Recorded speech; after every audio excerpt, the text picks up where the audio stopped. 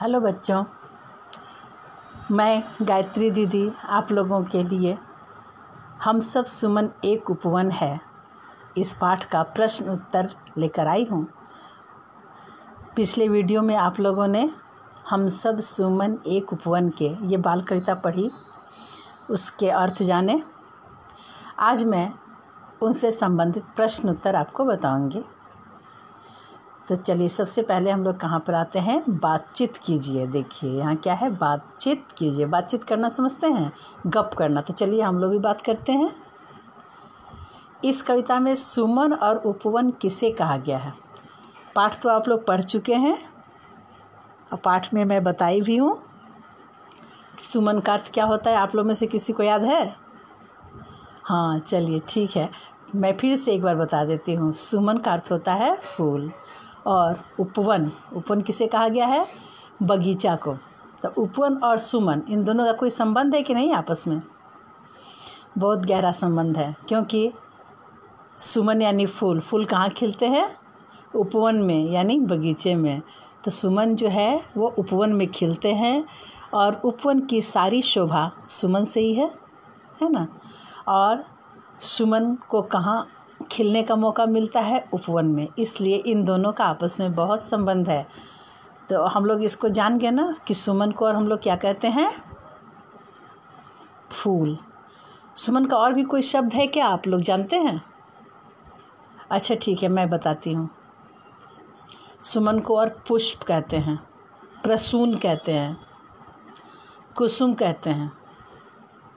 उपवन को बगीचा, चमन इत्यादि। अब देखिए दूसरा है प्रश्न, किसी बगीचे की सुंदरता किन किन चीज़ों से हो सकती है? आप लोग बगीचा में गए हैं ना? वहाँ बगीचा में क्या लगा रहता है? सुंदर सुंदर फूल लगे रहते हैं। फूल देख कर के ही हम सबका मन खुश हो जाता है। बड़े हों, बच्चे हों, बूढ़े हों, लड़के हों, लड़कियाँ हों, जो भी हैं, सब अगर फूल देखते हैं वो उसमें खो जाते हैं। कोई दुखी व्यक्ति है तो फूल देख कर के अपने सारे दुख भूल जाता है और फूल को खुश होकर के देखने लगता है। कोई व्यक्ति खुश है तो फूल देखकर और ज़्यादा खुश हो जाता है। फूल प्रेम का भी प्रतीक है ना। हम जब किसी से बहुत ज़्यादा प्यार करते हैं तो हम उसे फूल देते हैं ना।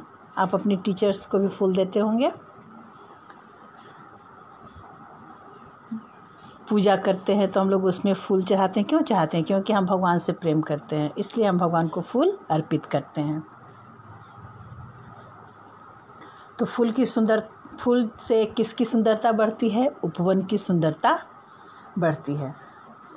तो उपवन की सुंदरता एक तो फूल से बढ़ी, और किस चीज़ से बढ़ती है? अगर यही फूल जैसे तैसे बिखरे पड़े हों तो ये सुंदर नहीं लगेंगे। इनको क्या करके लगाना है? एक लाइन से क्यारी में सजा सजा करके लगाया रहता है। देखना, एक तरह के फूल एक लाइन में एक जगह लगे रहते हैं, दूसरी तरह के फूल दूसरी क्यारियों में लगी रहती है। तो इस तरह से क्यारी बन करके पूरे बगीचा की सुंदरता बढ़ जाती है।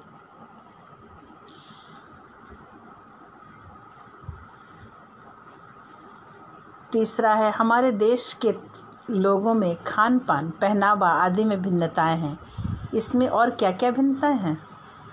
हम लोग भारत देश में रहते हैं ना।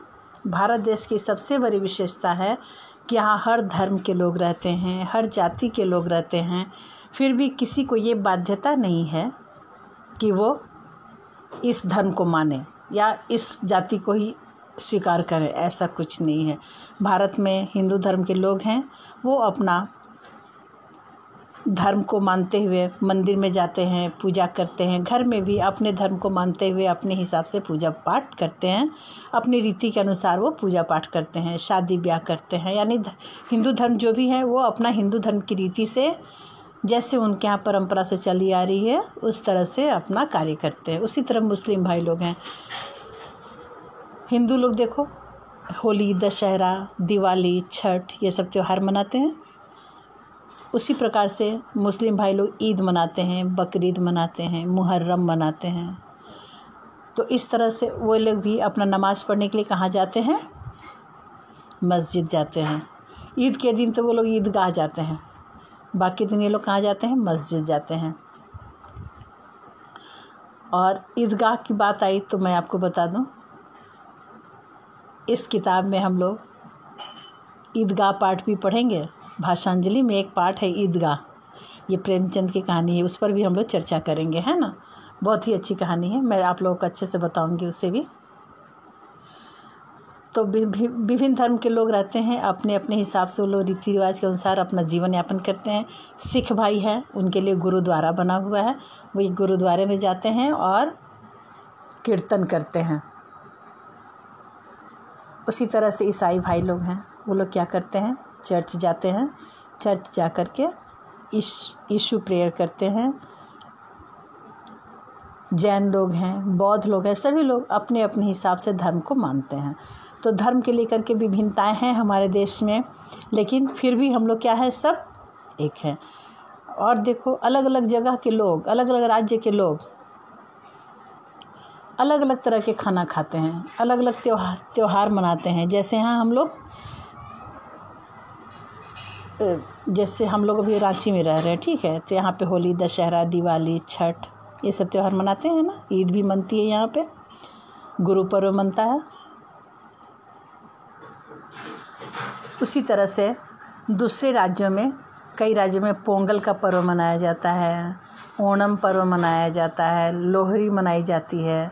और एक पाठ और आगे आ रहा है, इसी के जस्ट बाद हम लोग उसमें पढ़ेंगे फसलों के त्यौहार। उसमें विभिन्न राज्य में कैसे कैसे अलग अलग त्यौहार मनाए जाते हैं, उसकी पूरी चर्चा की गई है। तो इस वीडियो के बाद मैं अगले वीडियो में वो पढ़ाऊँगी, फसलों के त्यौहार। तो हम लोग क्या है, यहाँ पे हम लोगों में बहुत विभिन्नताएं हैं। अलग अलग रंग के कपड़े पहनते हैं, अलग अलग तरह के खाना खाते हैं, अलग अलग तरह की बोली बोलते हैं, फिर भी हम लोग सब क्या है? एक हैं, है ना। तो विभिन्नता में एकता, ये हमारी विशेषता है भारत की। खान पान कैसे अलग है देखोगी, यहाँ के लोग अधिकतर चावल यानी भात, दाल, रोटी, सब्जी, धुसका, पिट्ठा, बड़ा, ये सब खाना ज़्यादा पसंद करते हैं। लेकिन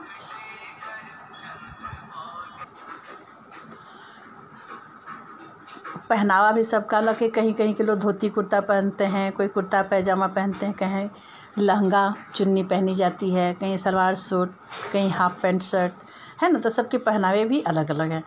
तो यहाँ पे बहुत सारी भिन्नताएं दी गई हैं, लेकिन अब आप लोग कुछ और भिन्नताएं खोज करके हमें बताएंगे कि और हमारे देश में क्या क्या भिन्नताएं हैं।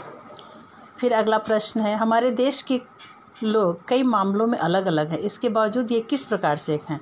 तो ये आपको लिखना है, अच्छे से सुंदर से सजा के बढ़िया से लिखिएगा, जो पढ़ने में बहुत ही अच्छा लगे और सारी बातें उसमें आ जाएं कि हमारे लोग, जैसे मैं इसके पहले भी उदाहरण में प्रश्न बताई ना कि अलग अलग लोग हैं, लेकिन फिर भी हमारा देश क्या है? एक है। तो इसे आप लोग अच्छी तरह से पढ़ेंगे और सुंदर शैली में, अच्छी भाषा में शुद्ध लिखेंगे। अगला प्रश्न मैं बता रही हूँ, कविता में सुमन शब्द का प्रयोग फूल के बदले किया गया है। आप नीचे लिखे शब्दों के बदले किन शब्दों का प्रयोग करेंगे? यहाँ पे देखिए, सुमन को फूल कहा जाता है ना, उपवन को क्या कहा जाता है? आप यहाँ पे लिखिएगा, है ना। जैसे मैं बता दे रही हूँ, यहाँ देखिए, उपवन का अर्थ यहाँ लिखना है। पवन का अर्थ लिखना, पवन का अर्थ आप लोग जानते हैं, ठीक है। मैं एक और बता देती हूँ, पवन का अर्थ होता है हवा। सूत्र का अर्थ मैं बताई हूँ वीडियो में, आप लोग वीडियो पढ़ेंगे उसमें पता चल जाएगा, फिर आप लोग खोज के लिखिएगा। कांटा का अर्थ क्या होता है वो भी लिखेंगे, गगन का अर्थ क्या होता है यहाँ लिखेंगे, ठीक है। उसका अगला प्रश्न है, सोचिए और लिखिए, इनसे हम क्या सीख सकते हैं? सूरज से हम क्या सीख सकते हैं? सूरज से हम ये सीख सकते हैं कि सूरज की नज़र में सब कोई बराबर है। वो यह नहीं देखता है कि कोई अमीर है तो उसको हम धूप देंगे, या कोई गरीब है तो उसको हम अपनी धूप गर्मी देंगे, प्रकाश देंगे, और दूसरे को नहीं देंगे, ऐसा नहीं है। सूरज सबके लिए एक समान अपनी रोशनी देता है, एक समान अपना ताप देता है, सबके लिए वो एक समान है। सबके लिए वो एक समय पे उठता है, सबके लिए वो एक समय पे अस्त होता है। सूरज को उठने का अर्थ है कि सूर्योदय होना, और एक समय सूरज अस्त होता है।